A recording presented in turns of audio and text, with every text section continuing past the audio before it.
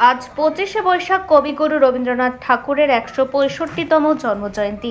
এই উপলক্ষে আরামবাগ পৌরসভা ও আরামবাগ নাগরিক মঞ্চের উদ্যোগে পালিত হলো কবি প্রণাম কর্মসূচি। এদিন আরামবাগ রবীন্দ্র ভবনে রবীন্দ্রনাথ ঠাকুরের আবক্ষ মূর্তিতে পুষ্পার্ঘ্য ও মাল্যদানের মধ্য দিয়ে পালন করা হয় কবি প্রণাম কর্মসূচি। পৌরসভার পক্ষ থেকে চেয়ারম্যান সমীর ভান্ডারী ও ভাইস চেয়ারম্যান মমতা মুখার্জি রবীন্দ্রনাথ ঠাকুরের মূর্তিতে মাল্যদান করেন।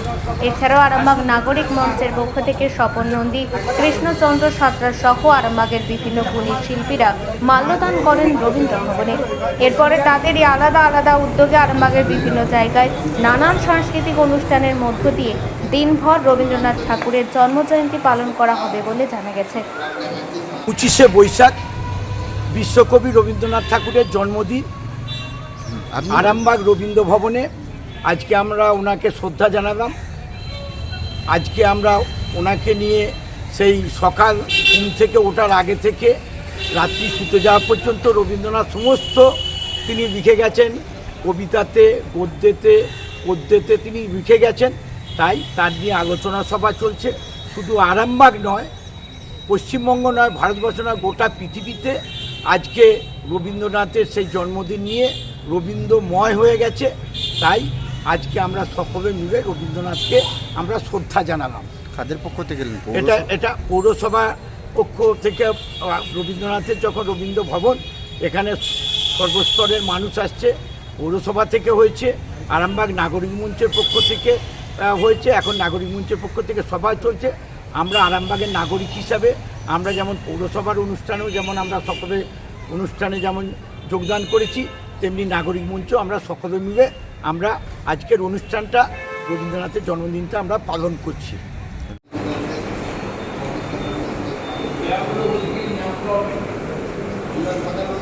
এখানে আজকে তো ভারতবর্ষের ইতিহাসে একটা পবিত্রতম দিন। রবীন্দ্রনাথ যদি ভারতবর্ষে না জন্মাতো তাহলে ভারতবর্ষের নাম অপূর্ণতা হয়ে যেত। মানে সেই জন্য আজকের দিনটা আমরা সকলেই পালন করি।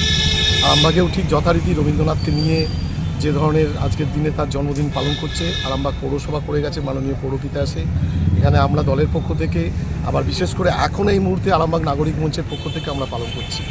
কারণ রবীন্দ্রনাথ ভারতবর্ষের বিখ্যাত কবি শুধু নয়, সারা পৃথিবীর মধ্যে বড় কবি। আমরা তার গল্প, তার লেখা, তার উপন্যাস, তার গ্রন্থ, তার ছোট গল্প প্রভৃতির মধ্যে দিয়ে আমরা জীবনের প্রত্যেকটি শক্তি আমরা পাই। আমরা রবীন্দ্রনাথ যদি না থাকতো, রবীন্দ্রনাথের লেখা যদি না পড়তাম, আমরা মনে হতো আমাদের জীবন অপূর্ণ হয়ে থাকত। সেই জন্য আমরা আজকে এই দিনটা সকলে মিলে পালন করছি। আগামী দিনে বিশেষ করে বর্তমান বিশ্বে যা সম্ভাবনা দেখা দিয়েছে, রবীন্দ্রনাথ এই কথা বহুকাল আগে বলে গেছে, যা সারা বিশ্বেতে শান্তির বাড়ি নেবে আসুন। তো আজকে মনে হয় রবীন্দ্রনাথের কথাটা যথারীতি সত্য। পৃথিবী শান্ত হোক, তার সাথে ভারতের সব মানুষ ভালো থাকে। আর কি কি প্রোগ্রাম আছে পৌরসভার? তো বোধহয় পৌরসভার আজকে বিবেকানন্দ পার্কে রবীন্দ্রনাথকে নিয়ে রবীন্দ্রনাথ জয়ন্তী পালন আছে। এমনি ছোটোখাটো প্রোগ্রাম রবীন্দ্রনাথ আর দলের পক্ষ থেকেও আমাদের আছে।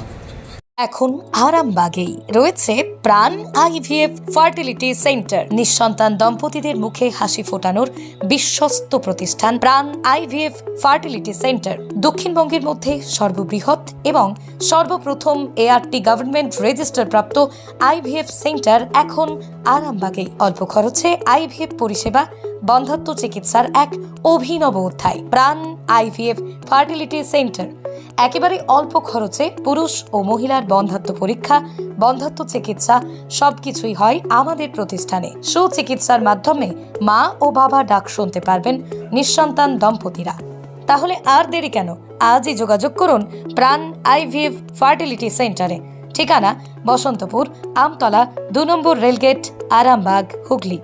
যোগাযোগ নম্বর 7865858781 অথবা যোগাযোগ করুন 7908098172 এই নম্বরে।